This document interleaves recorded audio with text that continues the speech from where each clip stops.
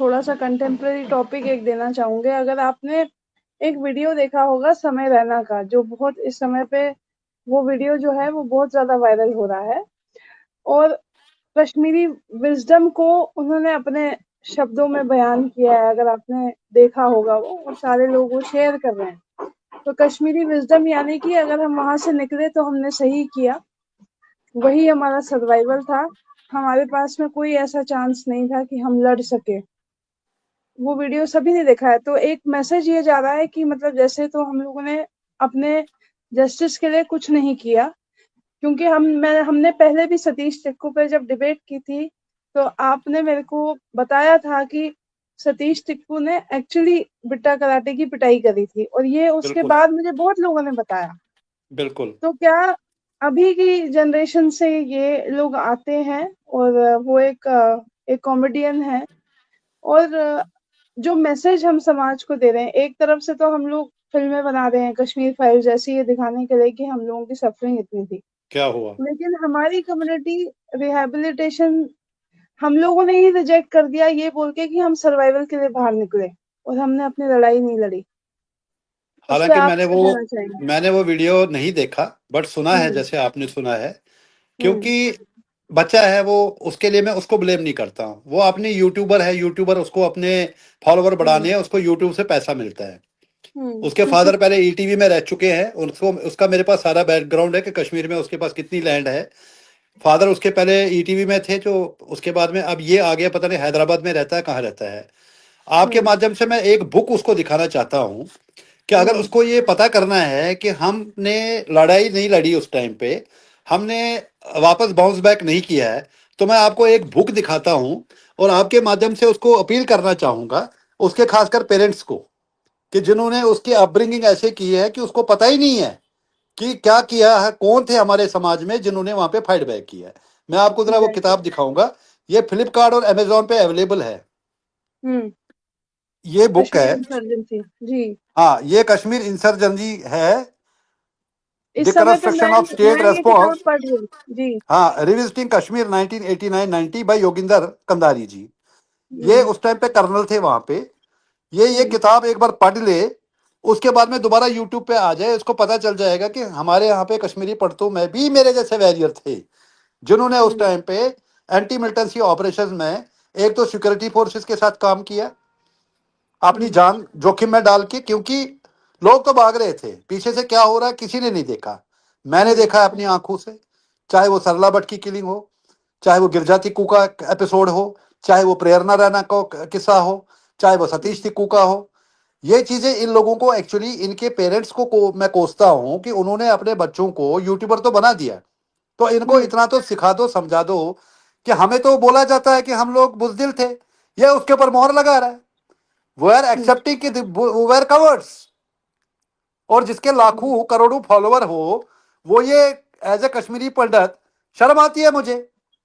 ये उसको मैं ब्लेम नहीं कर रहा हूं, वो तो अपना बिजनेस चला रहा है, क्योंकि हमारे कश्मीरी पंडितों का तो आज तक बिजनेस ही चलाया लोगों ने। हमारे को तो अपनों ने लूटा। एग्जैक्टली। यस। गैरों में कहा दम था, हमारी किश्ती डूबी यस। वहां जहां पानी कम था। अब मैं आपको हम्म। ये एक और चीज दिखाना चाहूंगा, ये आपके व्यूअर्स के लिए एक और लेसन भी है। ये श्रीमान अशोक कोल जी हैं, आप जानते होंगे, बीजेपी में है, बहुत ही वरिष्ठ नेता है, सीनियर मोस्ट हम्म। लीडर है बीजेपी में। ये हम्म। क्या कह रहे हैं, आप एक बार ये देख लीजिए। सर, कई बार ये हुआ कि पाकिस्तान में कश्मीरी पंडित लग भी गए, स्पाई बनकर गए, उससे से कितने लोग वापस आए? सारे वापस आए, कोई वहां रहा नहीं है, सब वापस आए हैं। किसी को वहां रखा नहीं गया, सब तकरीबन वापस आए हैं और उन्होंने काम भी अच्छा किया है और सही सलामत वहां से वापस। आप कौन बताए समय रहना क्यों, हम कश्मीरी पंडित में से लोग थे जो जाके टेररिस्ट कैंपों में रहते थे वहां पे, और वहां से इंफॉर्मेशन अपनी सिक्योरिटी फोर्सेस को और इंटेलिजेंस एजेंसीज को भेजते थे। मैं एक महीना मुजफ्फराबाद में रह के आया हूँ as a militant, militant training करने गया हूँ। अब इन लोगों को कौन समझाए? वो बोल रहा है, अपनी कम्युनिटी को एक्सेप्ट कर रहा है कि हम लोग कवर्ड थे। तो भाई, उसके घर वाले कवर्ड हो सकते हैं जो उसको सिखाया है उन्होंने, जिनको हिस्ट्री ज्योग्राफी नहीं पता है। हमारी विडंबना यही है कि हमारे टीवी चैनलों पे, मैं नाम लेना चाहूंगा यहाँ पे, सुशील पंडित जी, He is non-Kashmiri. He has never born in Kashmir. He is brought up and in Delhi.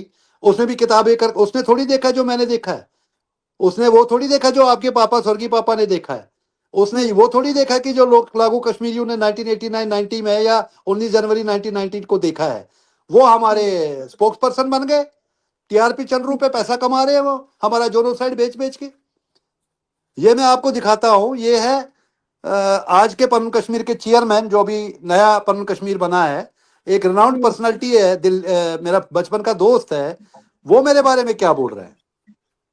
Into the information of everybody else, that yes, there were some young boys who actually worked with the armed forces.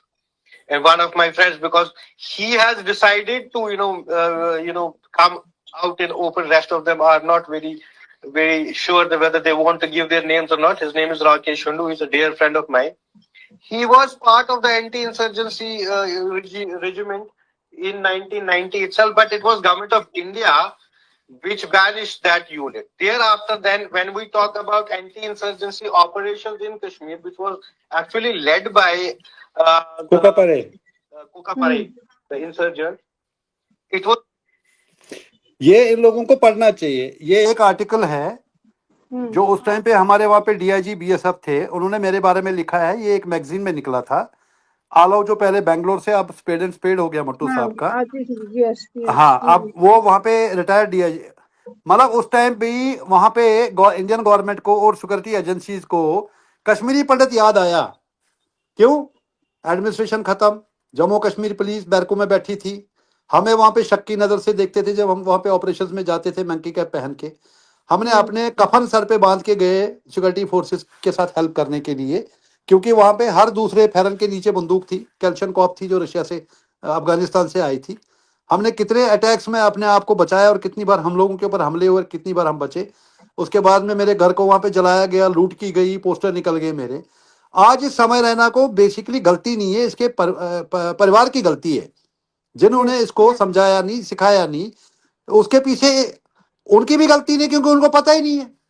इन्होंने तो उस time पे क्या किया, राठमेन कांगर उचमेन दाव, ये इन्होंने कांगर उठा ली, जहां इनको जगह मिल गई, कोई बेंगलोर भाग गया, कोई जयपुर। क्योंकि मैं किसी को ब्लेम नहीं कर रहा हूँ, परिस्थिति ऐसी थी।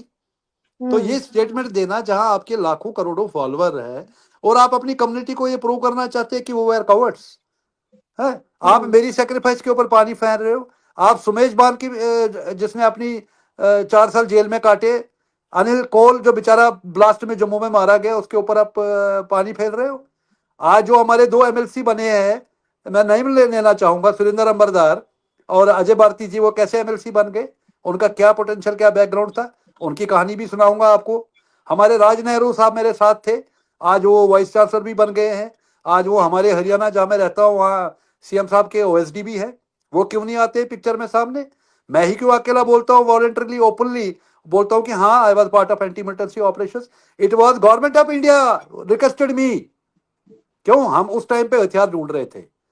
हम उस टाइम पे, इंद्रेश कुमार जी आरएसएस के चीफ थे, उसी गली में मेरा मकान था, पुश्तैनी मकान था रघुनाथ बाजार में, वीर भवन में। मैं इंद्रेश कुमार जी के पास कई बार गया। उस टाइम पे डीजी रिटायर्ड थे एमएम खजूरिया साहब, मैं उनके पास गया था, खून गर्म था, 22 साल की उम्र थी, जुनून था कि हम भी वापस जाएंगे, बदला लेंगे। रोज दिल्ली जम्मू से कोई ना कोई खबर आती थी, आज नीलकंठ गंजू को मारा, आज सर्वानंद प्रेमी जी को मारा, आज सतीश तिक्कू को मारा। टिकलाल टिपलू साहब तो खैर मेरे टाइम पे मारे गए थे, मैं उस प्रोटेस्ट में भी था, उनके जो अंतिम यात्रा थी उसमें भी मैं शामिल था, जब हमारे हवा कदल में कराल खुर्द से पत्थर चले हैं, मैं उस प्रोसेशन में भी सबसे जगह आगे लीड कर रहा था। तो कहने का मतलब ये है कि प्रॉब्लम यही है कि हम अपने को प्रमोट नहीं करते हैं। आज आप देख लो, मैं कुछ दिन पहले देख रहा था, हमारे बड़े बड़े फंक्शन फेस्टिवल होते हैं समाज के, हमारे सुमेश बान को भूल गए। जब उसकी डेथ हुई तो किसी ने बोला इसको हम भगत सिंह बोलेंगे या इसको टेररिस्ट बोलेंगे, स्टेटमेंट आए। और जब वो जिंदा था किसी ने उसको पूछा नहीं, उसके परिवार को पूछा नहीं। अनिल कोल जो बेचारा ब्लास्ट में मर गया ऑन द स्पॉट, जिसकी अंतड़ियां बाहर आ गई रणबीर सिंह हाई स्कूल के बाहर, उसको किसने पूछा आज तक?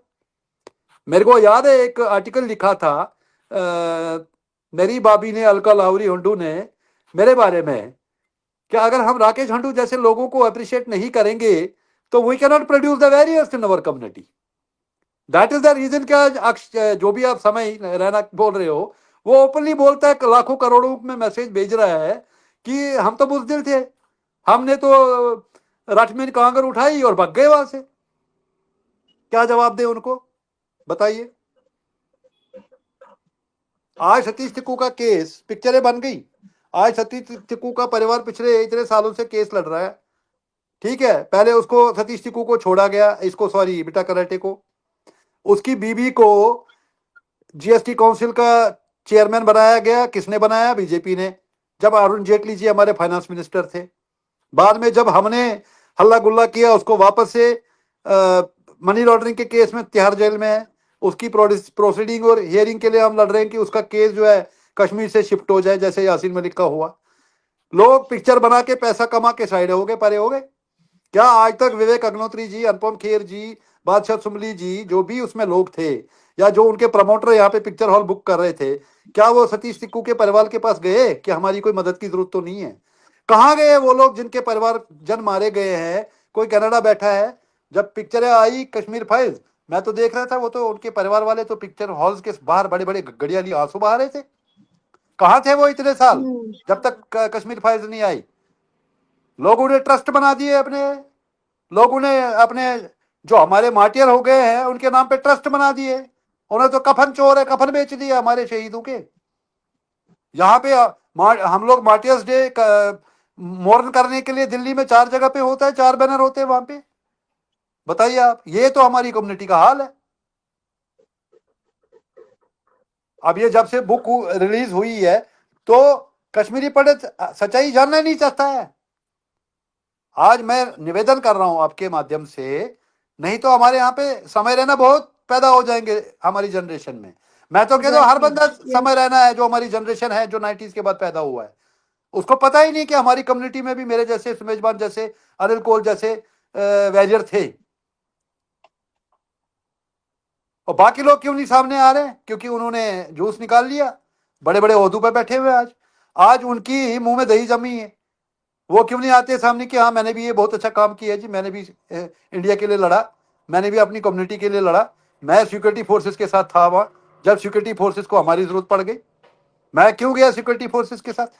मेरे को जो बड़े बड़े दावे ठोकते हैं आज, आरएसएस, बजरंग दल, वीएचपी, जितनी ऑर्गेनाइजेशन है, कौन सी ऐसी पार्टी है जिसके पास नहीं गया मैं बाला साहब ठाकरे से भी मुंबई में मिलकर आया हूँ। हम उस टाइम पे स्टूडेंट थे कि हमें भी पैसा दो, हमें भी हथियार दो, हम जाएंगे, वापस लड़ेंगे। लड़ना हमारा हक था। हम अपनी मातृभूमि के लिए लड़ेंगे, हम अपने घर के लिए लड़ेंगे। हम वहां से क्यों छोड़ेंगे? हमारे 5000 साल की हिस्ट्री है। हमें किसी सिविलियन के साथ थोड़ी लड़ना था। जो मिलिटेंट हमें मारता था हम उसको 4 मिलिटेंट मार देते वापस। जो काम फिर इनडायरेक्टली हमें सिक्योरिटी फोर्सेस के साथ वॉलंटियर करना पड़ गया। मेरे पास सिक्योरिटी फोर्सेस कैसे पहुंच गई कि मैं उस टाइम पे एक्टिव था गीता भवन में। रोज हम प्रोटेस्ट करते थे वहां पे। कैंप मैंने लगवाए हैं, स्कूल मैंने खुलवाए हैं, जितने भी कैंप वहां पे लगे हैं, बिल्डिंगें लगी हैं, सारे आज रिकॉर्ड्स में। आप वहां पे शिवसेना में कृष्ण मनाथ जी हैं, आप उनसे जाके पूछ लीजिए जम्मू में। तो कहने का मतलब ये है कि ये अपब्रिंगिंग की कमी है, नॉलेज की कमी है। हर बंदा आ जाता है चैनल पे जब उसको बेसिक कुछ पता ही नहीं। मैंने आपको उदाहरण दिया ना, आज जो लोग हमारे चैनलों पे आते हैं, एक हमारा चैनल पे आता है वो लखनऊ में पैदा हुआ है और अपने आप को बोलता है रूट्स इन कश्मीर। रूट्स है ही नहीं कहीं। रूट्स इन कश्मीर बन गया था ऐसे 10 साल पहले, जिसको बनाया गया था जानबूझ के भाई उत्पल कोण एंड कंपनी, यही अश्विनी तरंगू जिसकी मैं बात करता हूँ। अजित राज को उन्होंने प्रोजेक्ट कर दिया रूट्स इन कश्मीर, वो पास हो गया और अपना आज की डेट में अवार्ड दे रहे हैं उसको KECSSS में। अरे वो NDTV के लिए काम कर रहा है, तो हम कश्मीरी पंडित प्राउड फील कर रहे हैं कि वो जाके ईरान में कवरेज करके आया, वो उसका प्रोफेशन है। और जो तुम्हारे वैरियर थे कम्युनिटी में मेरे जैसे, आज तक उनको पूछते नहीं है। I am thankful to at least youth for पन कश्मीर, जिन्होंने आज से कुछ महीने पहले मेरे को जम्मू बुलाया गया और मुझे वहां पे सबके सामने फैसिलिटेट किया गया जो मैं काम कर रहा हूँ। लेकिन आज भी मैं काम कर रहा हूँ, आपको पता ही है, चाहे वो PM पैकेज का इशू हो। आज वो बेचारे 6000 हम रिहेबिलिटेट नहीं कर पा रहे। किस में नेता ने जम्मू से लेके दिल्ली से लेके आज GKPD की बातें कर रहे हैं आप। आज हम इसकी बात करते हैं ओवरसीज एसोसिएशन कश्मीरी, और क्या किया उन्होंने आज PM पैकेज के लिए? मैंने अभी अभी कल ही एक बात करी है, ऑनरेबल जो है ADC है वहाँ पे, मैंने उनको बोला कि आप जो ये आउटरीच प्रोग्राम कर रहे हो, अभी आप लोग लैंड एनक्रोचमेंट और उसके लिए टीमें आ गई है, वो भी मेरा इनिशिएटिव है, जो जम्मू में रिलीफ कमिश्नरी में अभी चल रहा है इस टाइम पे। या इनकी जो कौशी परमानेंसी का इशू था, वो मैंने और शाहीन साहब ने गवर्नर साहब को जा जाके या डुल्लू साहब को जा जाके वो इनका रेगुलराइज करवाया।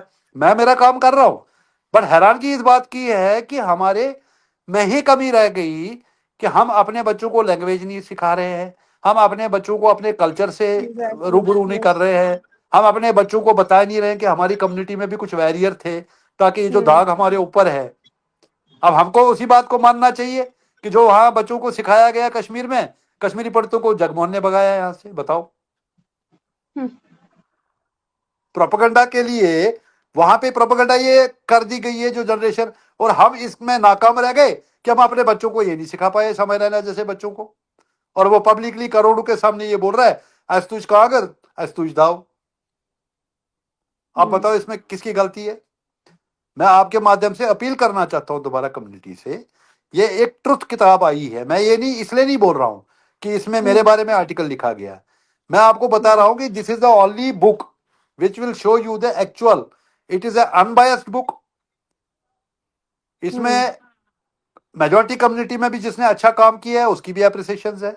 इसमें वटाली साहब जैसे लोग जो उस टाइम पे पुलिस के हेड थे वहां पे, उनके भी इंटरव्यूज है।